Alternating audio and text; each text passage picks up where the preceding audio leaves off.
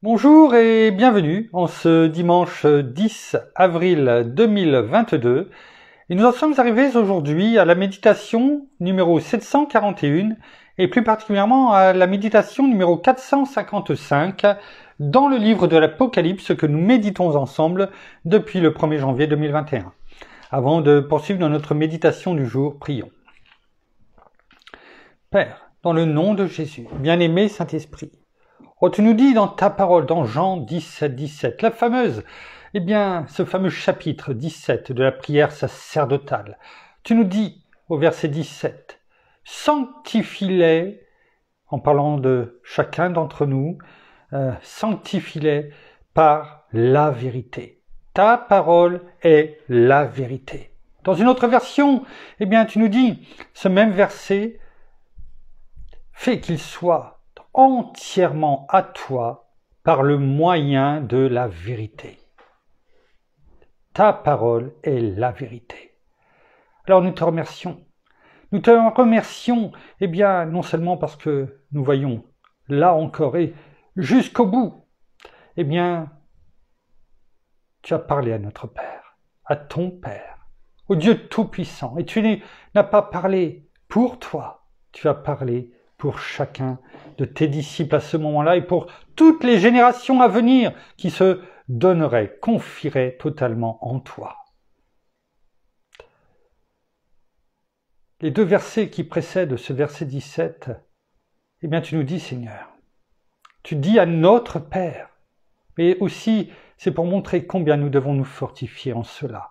Tu dis à notre Père et tu intercèdes auprès de notre Père en lui disant, je ne te prie pas de les ôter du monde, mais de les garder du malin, de notre ennemi. Voilà ce que notre Seigneur demandait à son Père, à notre Père. Et au verset suivant, le verset 16, tu nous dis, et cela doit nous fortifier. Ils ne sont pas du monde, comme moi, je ne suis pas du monde. Se donner à toi, Seigneur, c'est te ressembler. C'est demeurer en toi comme toi en nous.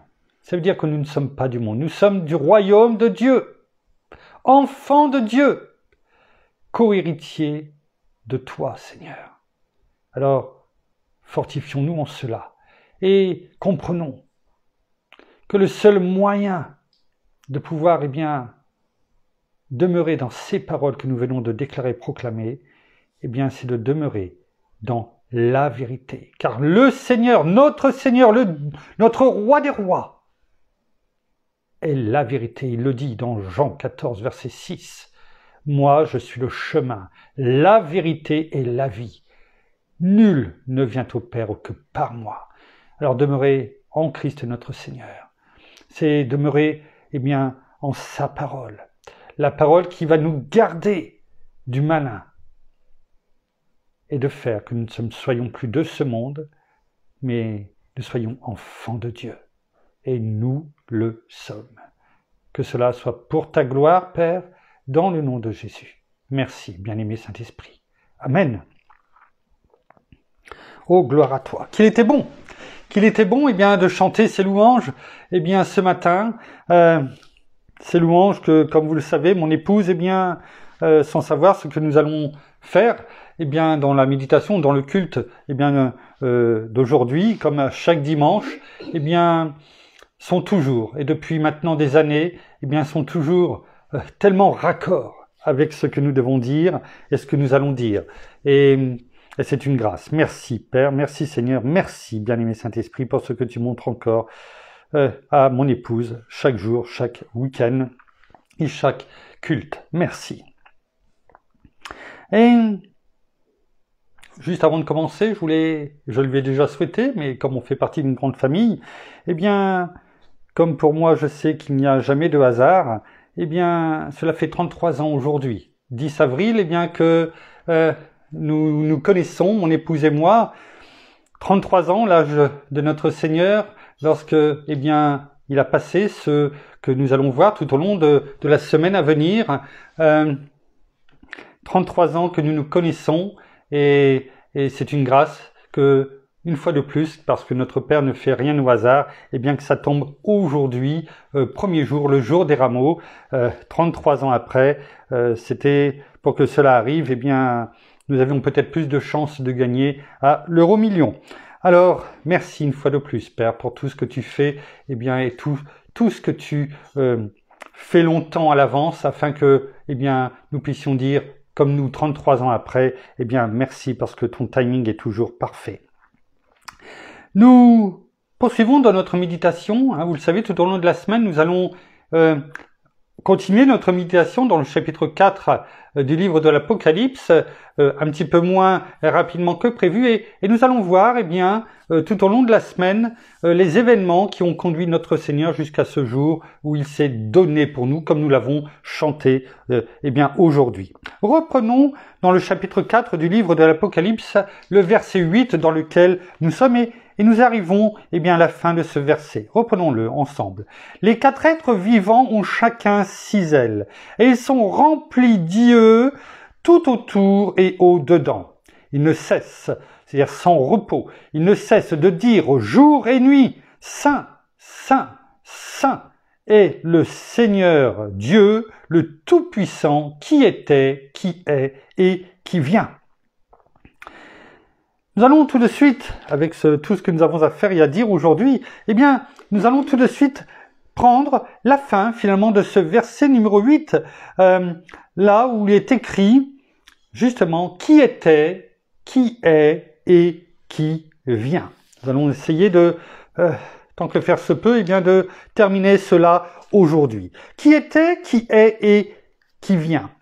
On a déjà vu, eh bien, ce que l'on appelle cette doxologie, nous l'avons vu dans les chapitres précédents du livre de l'Apocalypse, nous allons y venir, mais notons ici, eh bien, que dans cette doxologie, eh bien, celui qui était occupe maintenant la première place. C'est ce qui est écrit. Celui qui était, qui est et qui vient. Donc, qui était occupe ici maintenant la première place. Alors que, on va reprendre dans Apocalypse, chapitre 1er, Apocalypse, chapitre 1er au verset 4. Écoutons bien ce que nous avions lu et médité à cette époque-là. Apocalypse, chapitre 1er au verset 4, il est écrit « Jean, aux 7 églises qui sont en Asie, que la grâce et la paix vous soient données de la part de celui qui est, qui était et qui vient, de la part de ces 7 esprits qui sont devant son trône. » Notons ici que ce n'est pas la même chose. Le qui est en premier, alors que dans Apocalypse 4 au verset 8, c'est qui était. Reprenons eh bien, également un peu plus loin dans ce même chapitre 1er au verset 8. C'est notre Seigneur lui-même qui le dit. Il dit « Je suis l'alpha et l'oméga, dit le Seigneur Dieu, celui qui est, qui était et qui vient, le Tout-Puissant. » Notons donc dans ce premier chapitre du livre de l'Apocalypse que par 2 fois, eh bien, cette doxologie est donnée, mais le qui est vient en premier, alors que, eh bien, dans le chapitre 4, il vient en deuxième et le qui était vient à ce moment-là en premier. Que peut-on dire à ce sujet? Ici, on note dans ce chapitre 4, dans lequel nous avons travaillé, nous méditons, qui était, qui est et qui vient.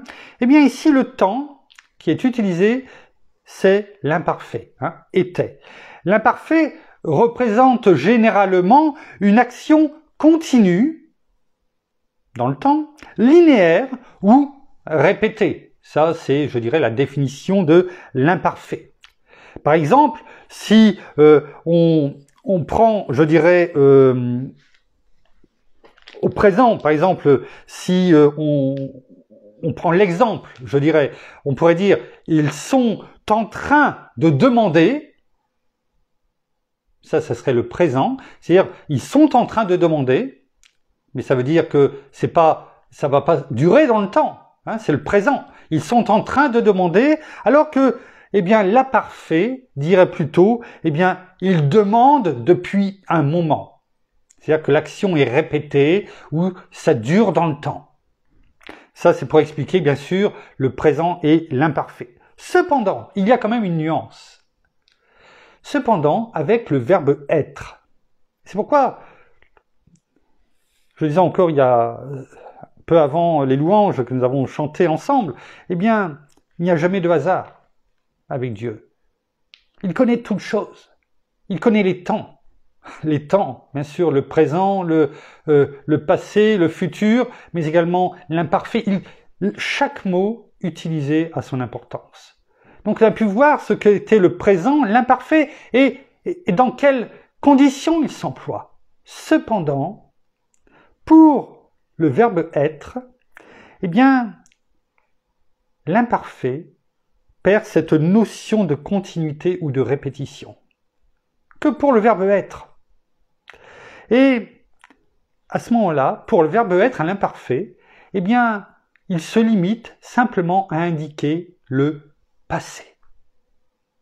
Donc vous voyez que l'imparfait, eh bien, c'est une action répétée qui se continue dans le temps, sauf pour le verbe être, qui dans ces cas-là, conjugué à l'imparfait, eh bien, se limite simplement à indiquer le passé.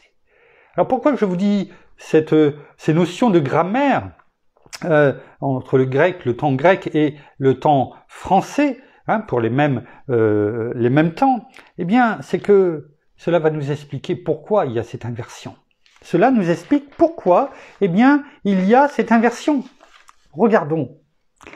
Rappelons-nous qu'avant le chapitre 4, on l'a déjà répété, eh bien, plusieurs fois, eh bien, les 3 premiers chapitres du livre de l'Apocalypse, eh bien, la porte est toujours ouverte. La porte était toujours ouverte. On le voit notamment, et on l'a médité ensemble, dans l'Apocalypse 3, verset 20. Cette lettre à l'église de Laodicée. Notre Seigneur nous dit, « Voici, je me tiens à la porte. » Il est toujours à la porte. À la fin du chapitre 3. « Je me tiens à la porte et je frappe. Si quelqu'un entend ma voix et ouvre la porte, j'entrerai chez lui, je souperai avec lui et lui avec moi. » Il est là jusqu'à la fin, parce que le chapitre, 3 du livre de l'Apocalypse contient 22 versets. Et au verset 20, il est toujours là. Il est là derrière la porte et il frappe à la porte. Et il dit, celui qui ouvre la porte, parce qu'il a entendu ma voix, eh bien j'entrerai chez lui et je souperai avec lui et lui avec moi. Ça veut dire, eh bien, que dans ces 3 premiers chapitres, eh bien la porte est toujours ouverte. La main de notre Seigneur est toujours tendue. Toujours tendue. C'est ce que nous avions, eh bien, médité à ce moment-là. Mais, là aussi, nous l'avions déjà dit plusieurs fois depuis le début de ces méditations dans le chapitre 4, eh bien, à partir du chapitre 4, la donne a changé. La porte s'est refermée. Et donc, à ce moment-là, le Seigneur ne se tient plus derrière la porte et il ne frappe plus à la porte. Vous savez, c'est la situation où, comme nous avions médité avec les 10 vierges, 5 vierges sages et 5 vierges folles, puis les folles, eh bien, avaient oublié, les 5 vierges folles avaient oublié l'huile, et le temps d'aller et de revenir, il était trop tard, et la porte était fermée, et le Seigneur dit, je ne vous connais pas. C'est cette notion.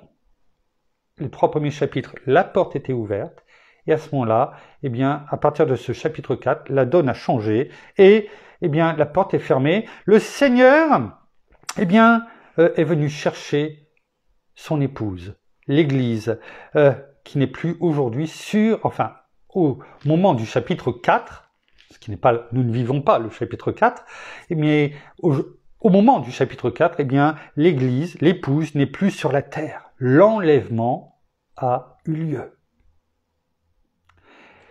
On comprend mieux ainsi l'inversion qui était ici dans ce chapitre 4 au verset 8, qui prend à ce moment-là la première position. C'est du passé. C'est du passé. il ne reste plus le qui est, pour toujours, bien sûr, dans les cieux et avec son épouse, ses frères et sœurs, les enfants de Dieu, et le qui vient, après notamment les 7 années de tribulation où le Seigneur va revenir sur la terre avec avec son Église, avec tous les enfants de Dieu. On reprend, pour résumer, au chapitre 4, qui était, c'est le passé, c'est-à-dire la porte est fermée. Bien sûr, notre Seigneur est toujours, mais il n'est plus. C'est fini, la porte est fermée, donc quelque part, il n'est plus présent sur la terre, parce qu'il est sur la terre. Comment? Où? On vient de le dire dans la prière, finalement. En nous. En nous, en tant qu'enfants de Dieu. Les enfants de Dieu qui sont ici sur la terre. Mais le jour où ils sont enlevés, comme dans ce chapitre 4, l'Église n'est plus sur la terre. Donc notre Seigneur n'est plus, son esprit n'est plus en nous. Et nous ne sommes plus en lui, je dirais, sur la terre. Nous sommes avec lui, dans les cieux. Donc on comprend mieux le qui était, le qui est, parce que, il y est toujours, bien sûr, et pour l'éternité, mais à ce moment-là, avec nous, et il prend la deuxième place, et qui vient, comme nous venons de le dire, alors que dans les 3 premiers chapitres, et notamment les 2 références que nous avons prises dans Apocalypse 1.4 et 1.8, à ce moment-là, la porte était toujours ouverte, et il était toujours sur la terre, le qui est était toujours sur la terre, au travers, des enfants de Dieu qui étaient là, l'Église. Voilà ce que je souhaitais dire, concernant, je dirais, ce chapitre 4, ce verset 8 de ce chapitre 4, et comme nous le faisons depuis hier, nous allons maintenant poursuivre, je dirais, ce chemin que le Seigneur a pris, celui qu'il attendait ardemment, celui pour lequel il est venu, outre tout ce qu'il nous a montré, parce qu'il a dit, j'attendais, ardemment ce moment. Ce moment, c'était, ce qu'il allait, comme on l'a chanté, vivre tout au long de la semaine, qui a commencé, je dirais, qui commence aujourd'hui avec le dimanche des rameaux, mais nous allons y venir dans quelques instants.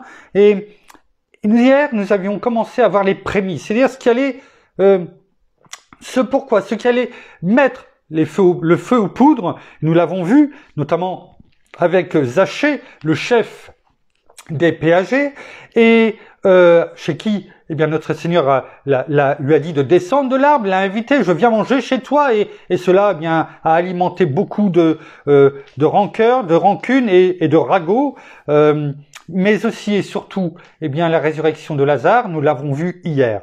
Et on va pas revenir sur cela, mais juste avant de voir aujourd'hui ce que cela représente, ce jour, voyons les quelques instants qui ont précédé, je dirais, ce dimanche. La situation, elle est simple. Le Seigneur vient devant des yeux ébahis de Marthe, Marie et de tous ses disciples qui étaient là, des Juifs qui étaient également présents, et il a crié suffisamment fort pour que d'autres entendent, au point que cela a fait que certains Juifs ont été voir des pharisiens, et ensemble ils ont fait que le Sanhédrin se regroupe afin de finalement arriver à cette conclusion qu'il fallait faire mourir notre Seigneur. Mais la situation, c'est Lazare a été ressuscité. Et voyons dans Jean chapitre 12 les 11 premiers, je dirais, les 11 premiers versets qui sont vraiment la veille. Et quand je dis la veille, c'est vraiment la veille de ce dimanche. Lisons tout simplement la parole. 6 jours avant la Pâque, c'est-à-dire 6 jours avant le vendredi, bien entendu. Dimanche, lundi, mardi, mercredi, jeudi, vendredi. Donc 6 jours avant, c'est-à-dire la veille, en fait, de ce dimanche. Il est écrit, Jésus vint à Béthanie où était Lazare, qu'il avait ressuscité d'entre les morts. Voilà, hier nous avons vu la résurrection de Lazare. Maintenant, il vient notre Seigneur à Béthanie, nous l'avons vu hier, il est parti parce que le Sanhédrin avait décidé de le faire mourir et il ne voulait plus marcher ici. Et donc, il s'est éloigné. Mais là, il vint à Béthanie où était Lazare qu'il avait ressuscité d'entre les morts. Là, on lui fit un repas. Marthe servait et Lazare, qu'il avait donc ressuscité, était un de ceux qui se trouvaient à table avec lui. Un de ceux. Il n'était pas le seul, mais il est venu manger, notamment avec son ami. Marie prit une livre d'un parfum de nard pur de grand prix, en répandit sur les pieds de Jésus, et lui essuya les pieds avec ses cheveux, et la maison fut remplie de l'odeur du parfum. C'est à ce moment-là que ça se passe, la veille du dimanche des rameaux. Cela nous permet de bien comprendre encore plus la parole. Un de ses disciples, et vous savez lequel? Judas Iscariote, celui qui devait le livrer. Vous voyez, c'est comme dans une pièce de théâtre. On voit les acteurs se mettre en place. Dit alors, pourquoi n'a-t-on pas vendu ce parfum 300 deniers pour les donner aux pauvres? Pour rappel, là aussi on l'a déjà médité, 300 deniers représentaient environ pratiquement une année de salaire moyen, parce que environ un ouvrier qui était quand même bien payé à cette époque-là, eh bien un ouvrier gagnait environ 1 denier par jour. Donc ce n'était pas n'importe quoi, un parfum d'un grand prix. Pratiquement l'équivalent d'une année de salaire. Est-ce que nous donnerions une année de salaire pour notre Seigneur? C'est bon de toujours ramener les choses. C'est bien de lire. Ramenons-les aussi à notre période. Ça nous permet aussi non seulement de relativiser les choses, et puis de se dire, mais est-ce que... on voit, c'est facile, on connaît cela. Marie a versé du parfum. On voit la réaction de Judas. On se dit, oh non, franchement, il est gonflé, quoi. Mais nous, serions-nous prêts d'acheter du parfum d'un grand prix, l'équivalent d'une année de salaire, et de les verser sur les pieds de notre Seigneur? Chacun, bien sûr, médite pour lui-même. Mais il est bon aussi, non pas de juger, parce qu'on n'a pas à juger, mais de se poser la question pour soi-même.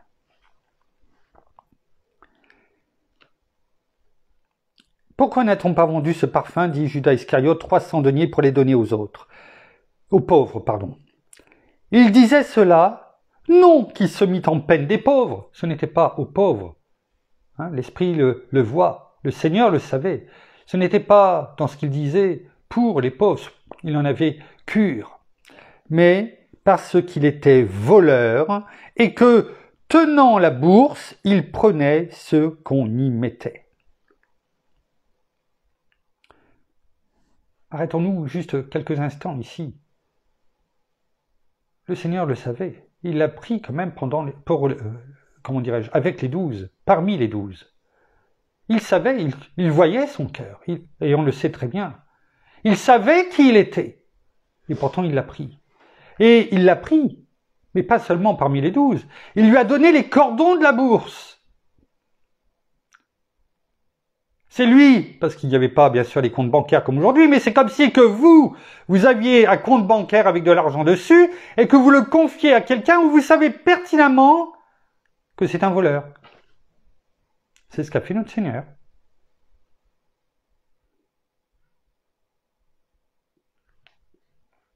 Il est bon de voir la parole sous cet angle, pour chacun d'entre nous. Il ne le condamnait pas. Il savait qui il était, mais il ne le condamnait pas. Que cela nous touche aussi, soit une révélation pour nous qui sommes tellement prompts à accuser et à condamner, ou en tout cas à penser, même si on ne le dit pas tout haut, mais c'est la même chose pour notre Père.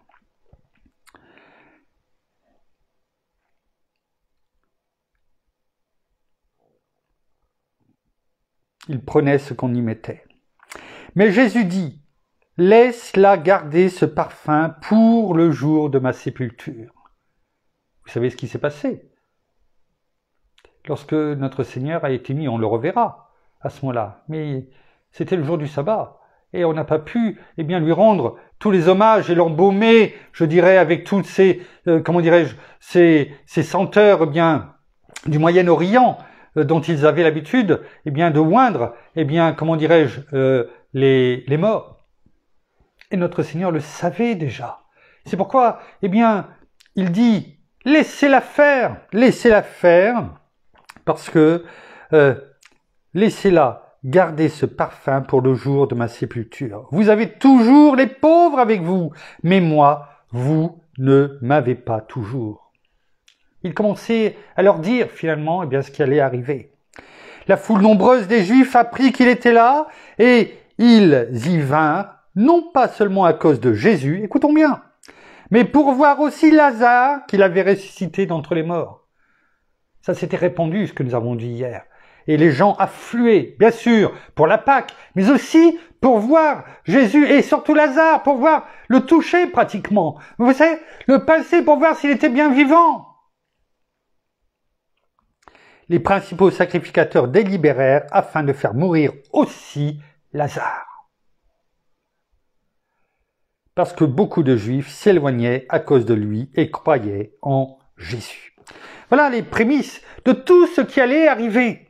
Il était bon de regarder cela. Et aujourd'hui, c'est le dimanche des Rameaux. C'est quoi le dimanche des Rameaux? Nous allons lire à travers de la parole ce qui est écrit dans ce verset, chapitre 12. Tout de suite, on enchaîne. Le lendemain, donc on voit bien que c'était bien la veille. Tout cela, c'était jusqu'au, le samedi. Le lendemain, la foule nombreuse de gens venus pour la fête apprit que Jésus se rendait à Jérusalem. Ils se demandaient s'il allait venir. Et ils ont appris qu'il était là. Il était, chez Lazare et ses sœurs et qu'il venait. Avant de continuer dans ce chapitre 12, allons voir dans Luc, chapitre 19, où est beaucoup, mieux décrit et détaillé comment ça s'est passé, l'arrivée de notre Seigneur. L'entrée de Jésus à Jérusalem. Lorsqu'il approcha de Béphagée et de Béthanie, vers le mont appelé mont des Oliviers, Jésus envoya 2 de ses disciples. Pour faire quoi? En disant, écoutons bien ce que nous dit ici, ce que leur a dit notre Seigneur. Allez au village qui est en face. Quand vous y serez entrés, vous trouverez un ânon attaché sur lequel aucun homme ne s'est jamais assis. Détachez-le et amenez-le. On voit ici, non seulement en plus, c'est pour ça on dit, notre Père, on l'a vu, le Dieu Tout-Puissant est omniscient, omniprésent, omnipotent, mais ici on voit bien l'omniscience aussi de notre Seigneur Jésus qui sait tout. Il sait qu'il y a un âne attaché à un endroit et que personne ne s'est jamais assis dessus. Et il dit à ses disciples, d'aller le détacher et de le ramener. Mais cet âne appartient bien à quelqu'un. Si quelqu'un vous demande pourquoi le détachez-vous, vous lui direz, le Seigneur en a besoin.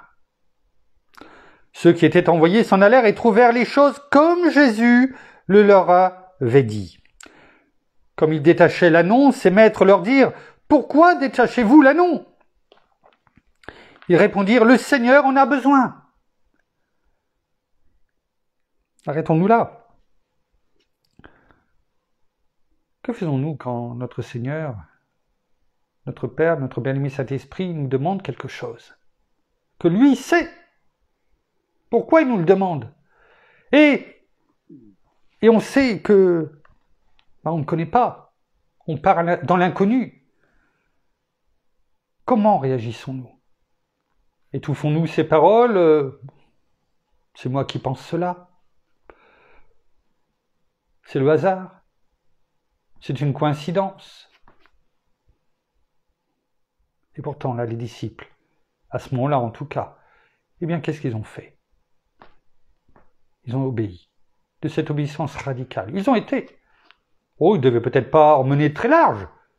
Parce que finalement, aller détacher l'ânon, qui était là où le Seigneur leur avait dit, ils savaient qu'il appartenait à quelqu'un et ils auraient pu être pris pour des voleurs. Et à cette époque-là et au Moyen-Orient, les voleurs, c'était quelque chose. Quand ils étaient pris la main dans le sac. Pourtant, ils n'ont pas hésité. Ils ont été. Et on leur a demandé ce qu'ils faisaient. Et ils ont répondu, tout comme notre Seigneur a dit, le Seigneur en a besoin. Et nous, que faisons-nous dans ces cas-là?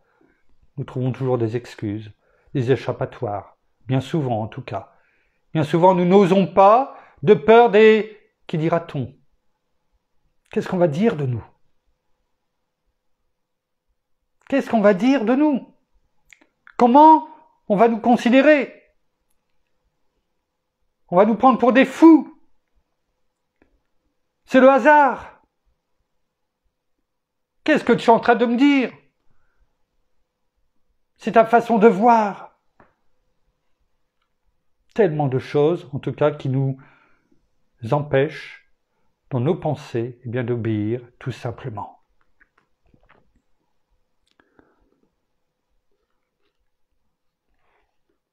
« 35, verset 35. « Et ils amenèrent à Jésus l'ânon sur lequel ils jetèrent leurs vêtements et firent monter Jésus. » Ils honorent notre Seigneur, au point de mettre leurs vêtements eh bien, sur l'ânon qui est là, afin que notre Seigneur eh bien, ne soit pas assis sur rien du tout. Ils l'honorent de leurs vêtements.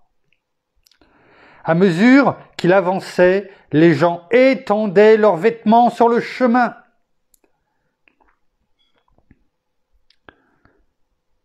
Il approchait déjà de Jérusalem, vers la descente du mont des Oliviers. Donc on peut voir le mont des Oliviers qui est en face en fait de Jérusalem, et il descendait donc du mont des Oliviers. Lorsque tous les disciples, en foule, saisis de joie, se mirent à louer Dieu à haute voix pour tous les miracles qu'ils avaient vus. Il disait « Béni soit le roi, celui qui vient au nom du Seigneur, paix dans le ciel et gloire dans les lieux très hauts. » Quelques pharisiens du milieu de la foule, vous savez, voyez, dans la foule, il y a toujours des espions, des gens qui sont là pour finalement observer eh bien, ce que les autres font et voir eh bien, celui qui passe. Et bien souvent, eh bien aujourd'hui, eh bien, c'est l'inverse. C'est nous qui eh bien, sommes à la place eh bien, de ces quelques pharisiens. La foule du monde eh bien, crie plutôt l'inverse. Ils ne bénissent pas, mais ils crient l'inverse. Et nous avons peur eh bien, de dire quoi que ce soit, de peur de nous faire reconnaître. Et là, c'est l'inverse. Et quelques pharisiens du milieu de la foule dirent à Jésus, « Maître, reprends tes disciples. » Sous-entendu, fais-les taire. C'est cela que ça veut dire. Hein. Il répondit, je vous le dis, s'ils se taisent, les pierres crieront. C'est-à-dire qu'il n'y a pas moyen de les faire taire, parce que ce qu'ils disent, c'est la vérité. Vous savez, ce qui est déjà dit et que nous avons prié dans Jean 17, 17. Comme il approchait de la ville, on va s'arrêter là, et on reprend maintenant la suite dans Jean 12, à partir du verset 13. On va reprendre le verset 12. Le lendemain, la foule nombreuse donc de gens, la même foule qu'on vient de détailler un peu plus, de gens venus pour la fête, apprit que Jésus se rendait à Jérusalem. Et que, quand il fait, ils prirent des branches de palmier. Excusez-moi.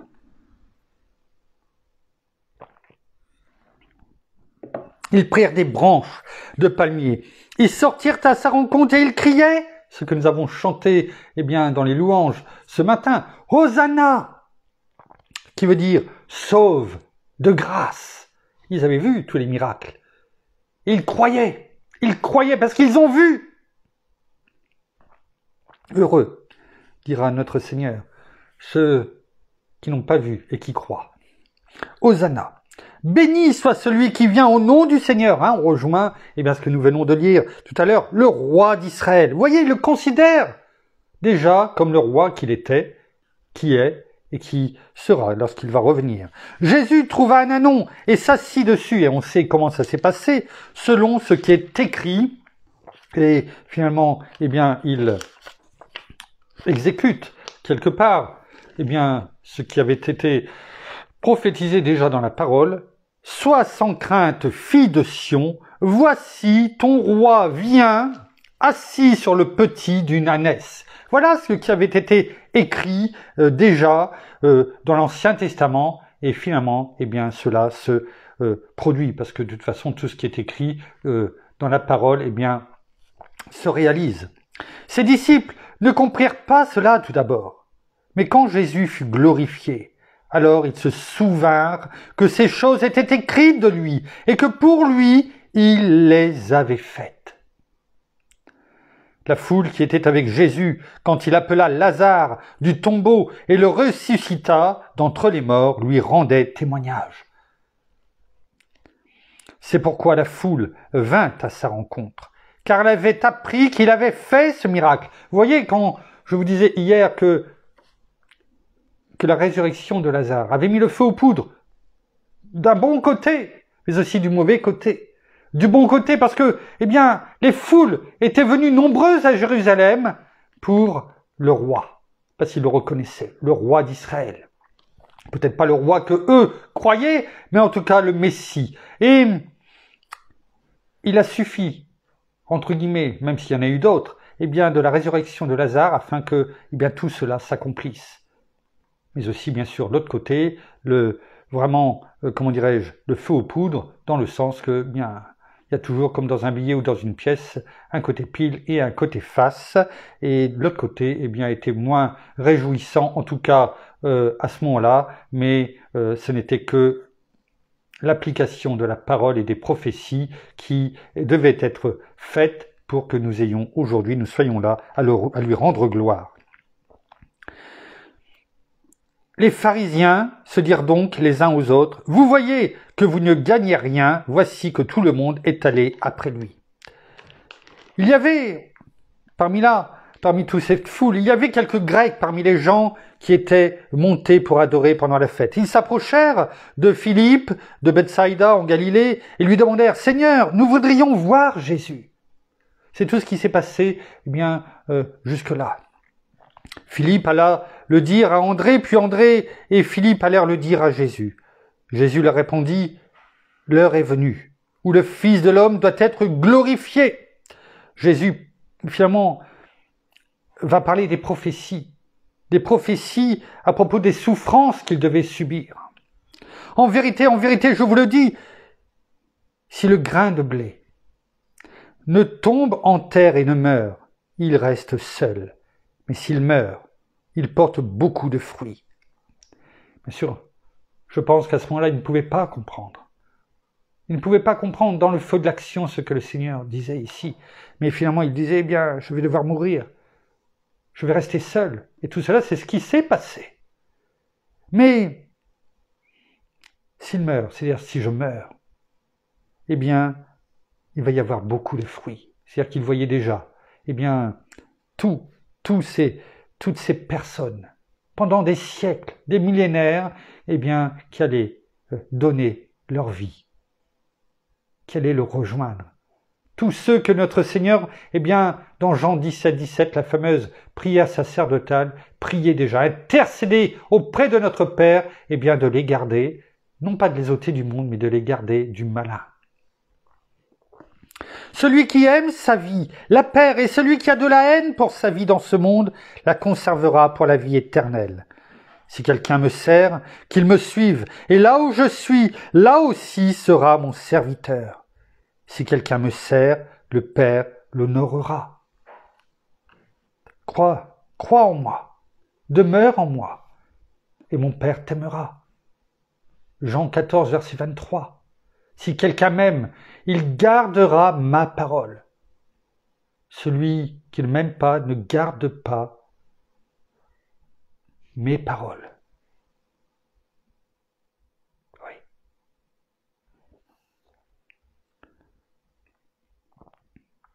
Maintenant mon âme est troublée. Et que dirais-je? Père, sauve-moi de cette heure. Mais c'est pour cela que je suis venu jusqu'à cette heure. Voyez, écoutons bien. Mais c'est pour cela que je suis venu jusqu'à cette heure.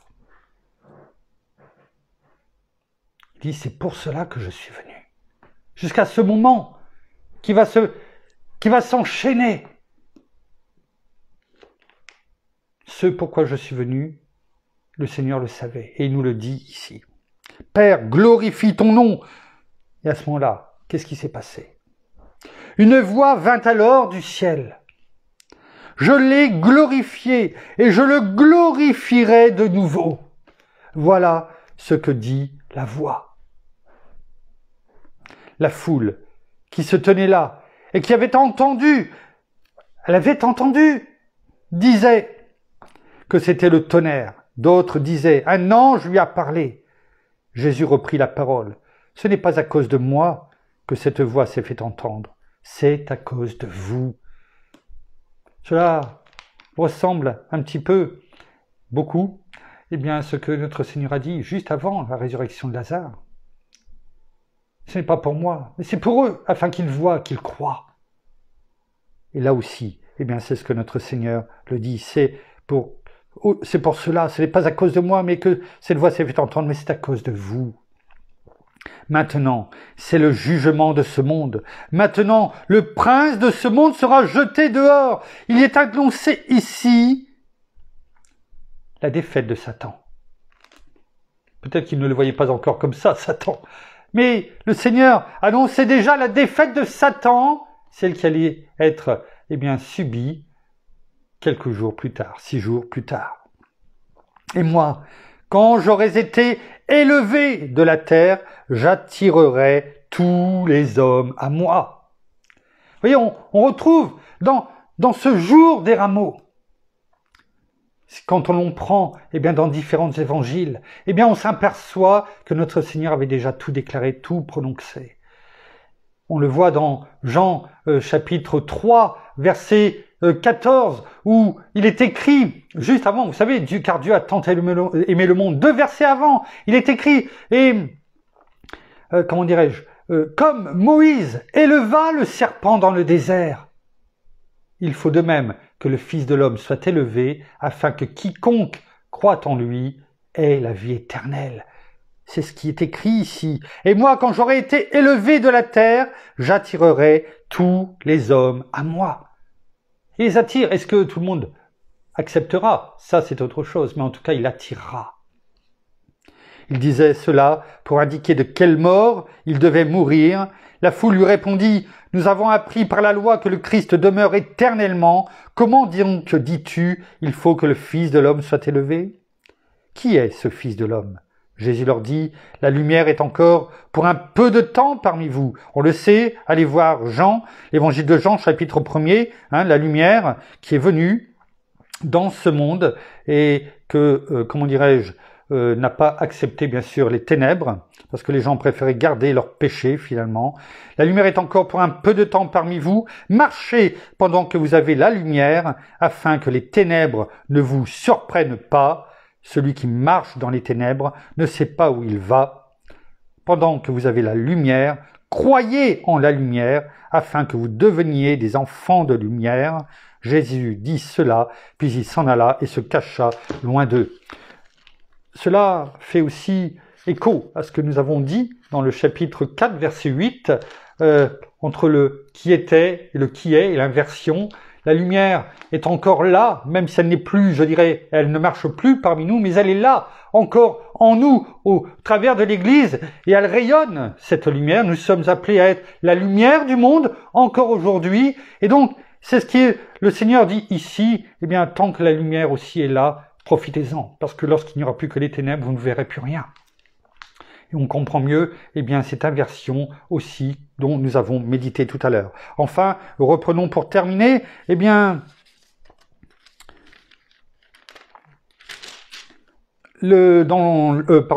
Luc, revenons dans Luc, chapitre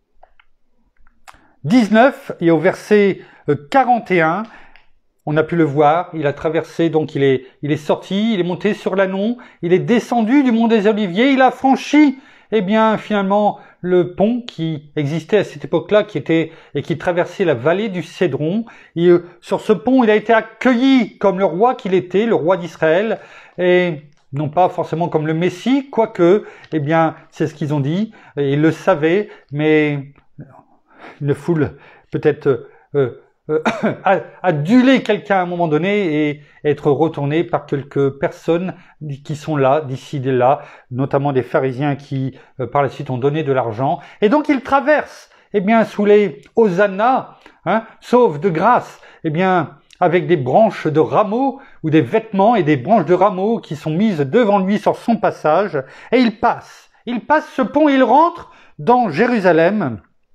Et on reprend à ce niveau-là, verset 41, chapitre 19 de l'évangile de Luc. Comme il approchait de la ville, Jésus, en la voyant, pleura sur elle et dit, il pleure notre Seigneur sur Jérusalem. Parce qu'il sait tout, on l'a vu, il sait tout, il sait toutes choses, il est omniscient, il est Dieu. Et il dit, si tu connaissais toi aussi en ce jour ce qui te donnerait la paix, mais maintenant, c'est caché à tes yeux. Il viendra sur toi des jours où tes ennemis t'environneront de palissades, t'encercleront et te passeront de toutes parts.